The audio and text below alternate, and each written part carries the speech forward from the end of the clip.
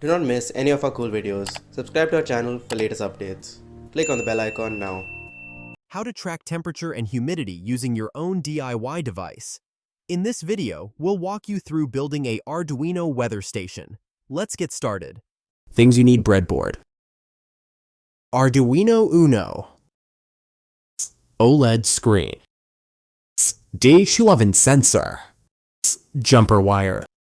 Now let's wire everything up. Start by connecting the VCC pin of the DHT11 to 5V on the Arduino.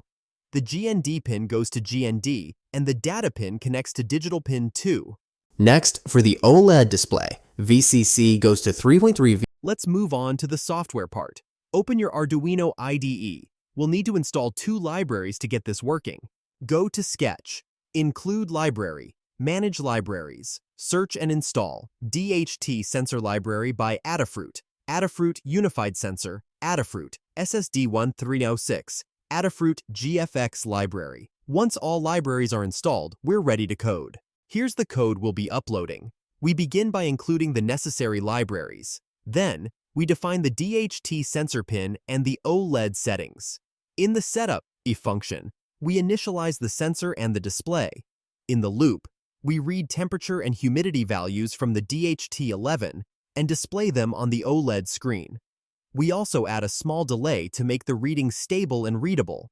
And there you have it, your own DIY Arduino weather station. If you found this tutorial helpful, give it a thumbs up, comment with your doubts or ideas, and don't forget to subscribe for more awesome Arduino projects.